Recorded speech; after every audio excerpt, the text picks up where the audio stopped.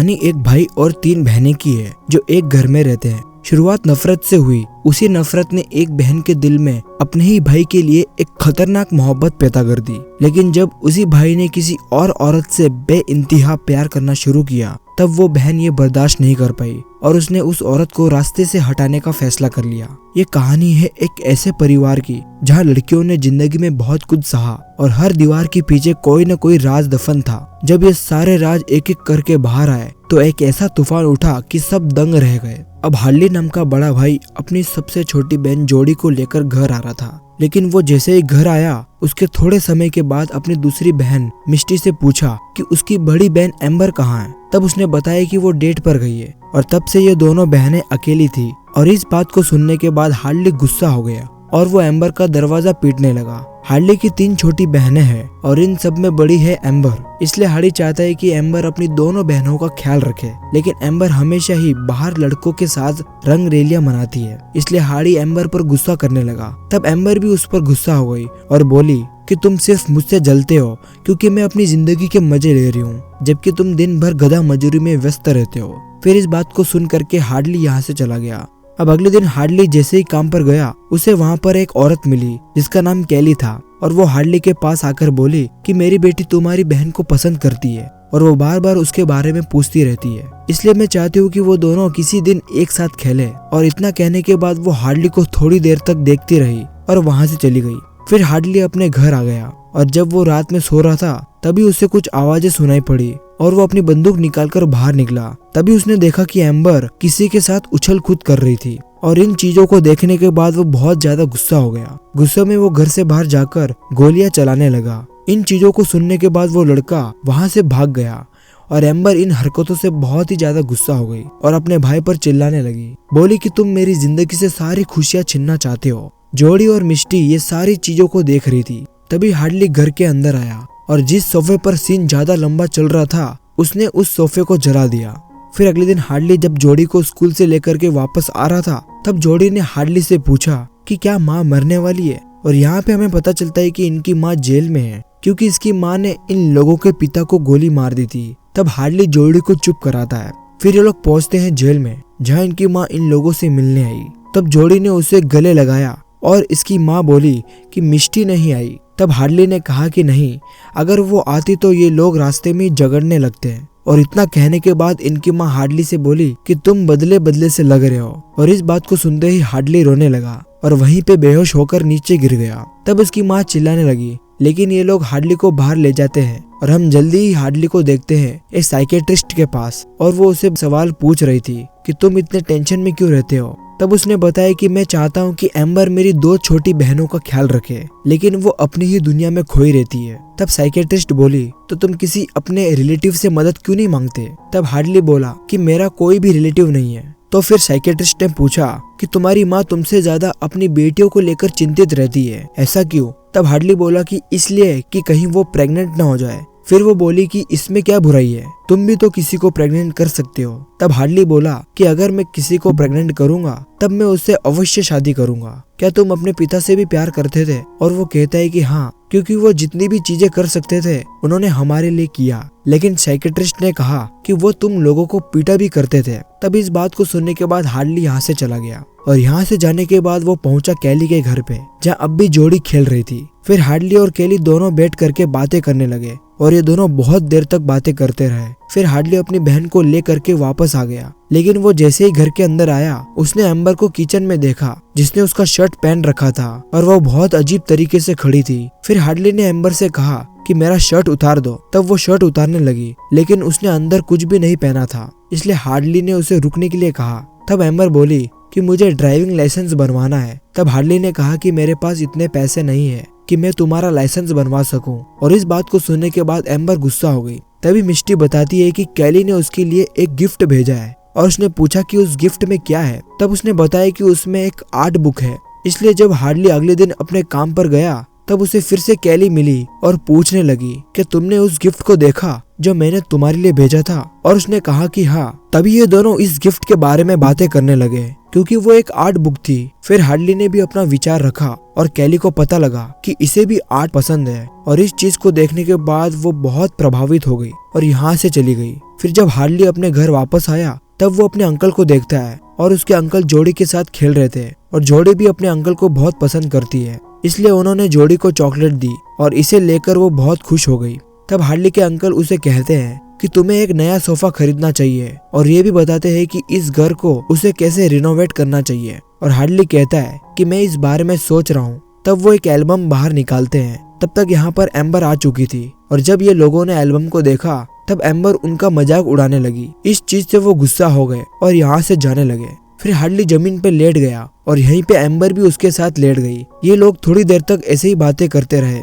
फिर रात में हार्डली की जैसे ही आंख खुली उसे लगता है कि बाहर कुछ आवाज आ रही है, इसलिए वो अपनी बंदूक लेकर बाहर निकला, लेकिन वो बिल्कुल भी होश में नहीं था और वो बाहर जाकर गिर गया। तब कैली उसके पास आई और उसे संभालने की कोशिश करने लगी और देखते ही देखते ये दोनों का माहौल कुछ ज्यादा ही गहरा होने लगा। और ये सारी चीजें कैली कर रही थी क्योंकि हार्डली को इस बारे में कुछ भी नहीं पता होता है। और जब ये दोनों माहौल में गर्म थे तब हार्डली करा रहा था और कैली उसे कह रही थी कि सब कुछ ठीक है। फिर जैसे ही हार्डली की सुबह आंख खुली वो अपने होठों पर एक जख्म को पाता है। फिर वो अपने आप को साफ करके घर की तरफ निकल गया। तभी उसने मिस्टी के हाथों में एक बंदूक को देखा और वो यहाँ पे गोलियां चला रही थी। फिर उसने उसे मना किया और कहा कि इतनी छोटी सी उम्र में तुम बंदूक नहीं चला सकती। तब वो बोली कि मैं 12 की हूँ और जब आप 8 साल के थे तब से आप गोली चला रहे हो। लेकिन हार्डली यहाँ पे मिस्टी की नहीं सुनता और बंदूक लेकर जाने लगा। लेकिन जैसे ही वो घर पहुंचा उसने जोड़ी के हाथ में कपड़ा देखा जिस पर खून लगा था। और जब उसने जोड़ी से पूछा कि ये क्या है तब जोड़ी बोली कि ये मिस्टी का कपड़ा है, लेकिन ये कपड़ा उसे जंगल में मिला था, इसलिए हार्डली भी इस बारे में कुछ बात नहीं करता। फिर वो अपने सुपरमार्केट में पहुंचा जहाँ पे वो काम करता है। तभी वहाँ पे कैली आई अपने दोनों बच्चों के साथ और उसने कुछ सामान लिया। तभी हार्डली उसे बाहर तक छोड़ने आया। तब कैली ने कहा कि उस रात हमारे बीच जो कुछ भी हुआ मुझे बहुत अच्छा लगा, लेकिन अब वो हम दोबारा नहीं करेंगे क्योंकि मेरे 2 बच्चे हैं, मेरा पति भी है और उसके साथ साथ मैं तुमसे 10 साल बड़ी हूँ। तब हार्डली बोला कि मुझे इससे कोई फर्क नहीं पड़ता, मैं हर वक्त तुम्हारे बारे में ही सोचता रहता हूँ। तब कैली बोली कि मेरे पति घर पर नहीं है इसलिए मुझे जल्दी घर जाना पड़ेगा। तब हार्डली बोला कि मैं रात में फिर से आऊंगा और इतना कहने के बाद वो मार्केट में चला गया। तभी उसका बॉस कहने लगा कि तुम्हारे बारे में बहुत सारी शिकायतें आ रही है क्योंकि तुम कहीं और खोए रहते हो, इसलिए तुम अपना ध्यान काम पे लगाने की कोशिश करो। और हार्डली इन बातों को सुनने के बाद वहाँ से चला गया। काम खत्म होते ही वो कैली के घर पहुंचा और ये दोनों बातें करने लगे। तभी कैली ने उससे सवाल पूछा कि कल रात तुम्हें क्या हो गया था और तुम पागलों की तरह हरकतें कर रहे थे।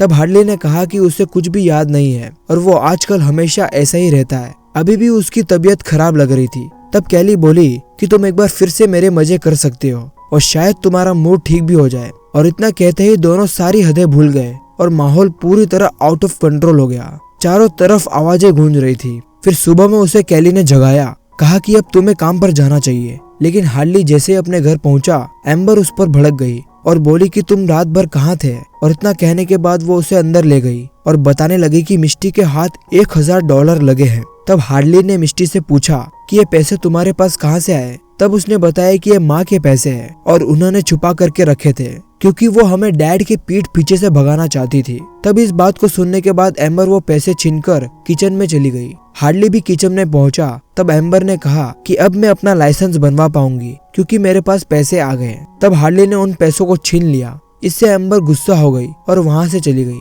फिर थोड़े दिनों के बाद हार्डली फिर से कैली के पास गया और बोला कि तुमने मुझे कॉल क्यों नहीं किया। तब उसने बताया क्योंकि मेरे घर पर मेरा पति था और मैं तुम्हें हमेशा ही ऐसे कॉल नहीं कर सकती। तब हार्डली कैली को पकड़ करके अंदर ले गया और ये दोनों एक बार फिर से हेरा फेरी करने लगे। तब कैली ने यहाँ पर हार्डली को एक लेटर दिया जो जोड़ी ने उसकी बेटी को दिया था और इसमें उसने एक पोयम लिखी थी और इस पोयम में उसने खून खराबे की बातें लिखी। लेकिन हार्डली इन बातों के बारे में ज्यादा नहीं सोचता। बातें करते करते रात हो गई। फिर दोनों ने एक बार फिर मस्ती का मूड बनाया। इसी दौरान कैली ने उससे पूछा कि क्या मैं पहली औरत हूँ जिसके साथ तुम सोए हो। और हार्डली ने कहा कि हाँ। तब कैली बोली मुझे पता नहीं था, वरना मैं उस अनुभव को और यादगार बनाती। और इतना कहने के बाद वो बोली कि हम बुधवार को हेरा फेरी करेंगे क्योंकि उस दिन मेरा पति बाहर रहता है। फिर अगले दिन हार्डली साइकेट्रिस्ट के पास पहुंचा। तब साइकेट्रिस्ट ने उससे फिर से वही सवाल पूछा कि क्या एक पिता अपने बच्चों को पीट सकता है और हार्डली ने कहा कि हाँ। तब वो बोली कि क्या वो शारीरिक शोषण भी कर सकता है।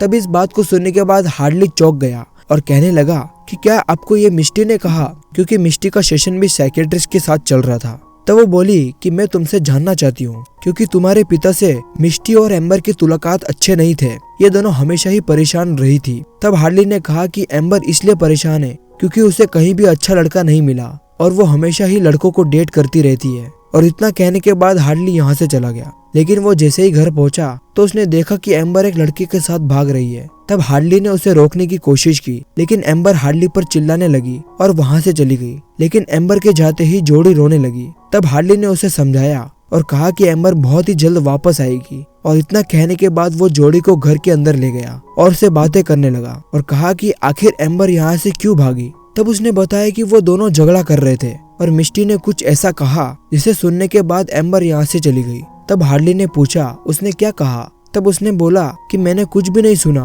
और वो लोग मुझे ज्यादा कुछ नहीं बताते और कहते हैं कि मैं कुछ सीक्रेट नहीं रख पाती, लेकिन मैं सीक्रेट रखती हूँ। तब इस बात को सुनकर हार्डली ने कहा कि तुमने क्या सीक्रेट रखा है, लेकिन जोड़ी कुछ भी नहीं बताती। तब हार्डली ने पूछा कि उस दिन तुम्हारे हाथ में जो शर्ट था जिस पर खून लगा था वो किसका खून था। तब उसने बताया कि वो पापा का खून था। तब हार्डली ने कहा लेकिन वो मिष्टी की शर्ट थी और जब पापा को गोली लगी तब मिष्टी मॉल में थी। तब जोड़ी ने बताया कि नहीं, जब पापा को गोली लगी तब माँ ने मिष्टी को लेकर मॉल में छोड़ दिया और वहाँ से वो वापस आ गई और फिर उसने शर्ट को ले जाकर के जंगल में छुपा दिया। और इस बात को सुनने के बाद अब हार्डली को शक होने लगा, इसलिए वो जेल में पहुंचा अपने माँ के पास। जब उन्होंने उससे पूछा कि लड़कियाँ कैसी है, तब हार्डली ने कहा कि मैं तुम्हारी बेटियों का ख्याल रख रख के थक चुका हूँ, इसलिए अब तुम जाकर अपनी बेटियों का ख्याल रखो। तब इस बात को सुन करके उसकी माँ भड़क गई और बोली कि तुम दिन प्रतिदिन क्या बनते जा रहे हो। तब हार्डली ने कहा कि मुझे पता है कि आपने पापा को नहीं मारा था, मिष्टी ने पापा को मारा था, लेकिन आपने जानबूझकर उस इल्जाम को अपने सर पर ले लिया ताकि आप इस जेल में आ जाओ और अब सारे झंझटों से दूर हो जाओ। तब उसकी माँ ने कहा कि नहीं, मिष्टी मुझे मारना चाहती थी क्योंकि वो मुझसे गुस्सा थी, लेकिन तुम्हारे पिता सामने आ गए, इसलिए उस लड़की की कोई भी गलती नहीं है। तुम्हारे पिता मेरी वजह से मरे, इसलिए मैं यहाँ पे हूँ। और इस बात को सुनने के बाद हार्डली यहाँ से निकल गया। तभी रात में एम्बर घर पे आई और हार्डली से बोली कि उसका अभी अभी उसके बॉयफ्रेंड से झगड़ा हुआ है, इसलिए वो कुछ दिन के लिए यहाँ पे रहेगी, उसके बाद वापस चली जाएगी। तब हार्डली ने उससे समझाया और कहा कि वो लड़का बिल्कुल भी सही नहीं है, तुम अपने घर पे आराम से रहो और ये तुम्हारा घर है। और इतना कहने के बाद वो फिर से कैली के पास चला गया। तब कैली उस पे भड़क गई और बोली कि मेरा पति अभी घर के अंदर है, तुम इस वक्त यहाँ पे क्या करने आए हो, यहाँ से चले जाओ, हम बुधवार को मिलेंगे। और हार्डली भी यहाँ से चला गया। फिर अगले दिन सुपरमार्केट में उसके पास एम्बर आई और बोली कि वो अपने बॉयफ्रेंड के पास वापस जा रही है। तब हार्डली उसे बार बार रोकने लगा और बोला कि वो लड़का तुम्हारे लिए बिल्कुल सही नहीं है, अभी भी रुक जाओ। और इतनी सारी बातों को सुनने के बाद एम्बर रुक गई। लेकिन रात में बातों ही बातों में एम्बर हार्डली पर चिल्लाने लगी और बोली कि तुम एक बहुत ही गलत आदमी हो और तुम इतनी दिनों से कैली के साथ गलत कर रहे हो, वो एक शादीशुदा औरत है। और इस बात को सुनने के बाद अब हार्डली टूटने लगा और वो जल्दी साइकियाट्रिस्ट के पास पहुंचा और उसे पकड़कर रोने लगा और बोला कि जब मैं रात में जगा तब एम्बर मेरे पास सोई हुई थी, तब से मैं अपने आप को बहुत ही शर्मिंदा महसूस कर रहा हूँ और वो मेरे आसपास बहुत ही खुश रहती है, इसलिए शायद वो अपने बॉयफ्रेंड को छोड़कर मेरे पास आ गई है। और इतना कहने के बाद वो घर आ गया। तो मिष्टी ने कहा कि मैंने रात में तुम्हें और एम्बर को झगड़ा करते हुए देखा। और इतना कहने के बाद वो बोली कि डैडी ने कभी मुझे प्यार नहीं किया और ना ही तुम्हें। तब हार्डली ने कहा कि ऐसा नहीं है। फिर मिष्टी बोली कि डैडी जैसे मॉम से प्यार किया करते थे वैसा प्यार उन्होंने मुझसे कभी नहीं किया। तब हार्डली ने मिष्टी को समझाया और कहा कि मुझे पता है कि तुमने पापा को मारा है और तुम इस बात को समझो कि पापा जैसे माँ को प्यार करते हैं वो प्यार अलग था, वो उस तरीके से तुम्हें प्यार नहीं कर सकते। क्योंकि अब हार्डली समझ चुका है कि उसके पापा मिष्टी का शोषण किया करते थे, वो भी शारीरिक शोषण। इसलिए वो यहाँ से बाहर चला गया और वो जैसे ही कैली के घर पहुंचा उसे वहाँ पर कैली की लाश मिली और थोड़ी दूर वो देखता है कि एम्बर खड़ी थी। तब उसने एम्बर को कहा कि तुमने ऐसा क्यों किया। फिर वो बोली कि पता नहीं, मुझे ऐसा लगा कि जब वो जिंदा है तब तक तुम मुझसे प्यार नहीं करोगे और मेरे करीब नहीं रहोगे, इसलिए मैंने उसे मार दिया। और अब इन सारी चीजों को देखने के बाद हार्डली ने उस बंदूक को उठाया और कैली को मारने का इल्जाम अपने सिर पर ले लिया। और अब कहानी फिर से वर्तमान समय में आ गई और हम पुलिस वाले को देखते हैं। पुलिस वाला समझ गया कि हार्डली झूठ बोल रहा है और वो किसी को बचा रहा है, लेकिन पुलिस वाला कुछ भी नहीं कर सकता, इसलिए अब हार्डली को जेल में डाल दिया गया। तब उसकी साइकेट्रिस्ट उससे मिलने आई और बोली कि मैं जानती हूँ कि तुमने उसे नहीं मारा है और मैं तुम्हारी मदद कर सकती हूँ। लेकिन हार्डली ने कहा कि मुझे किसी मदद की जरूरत नहीं है। और इसी के साथ ये फिल्म की कहानी यहीं खत्म हो जाती है। थैंक यू दोस्तों।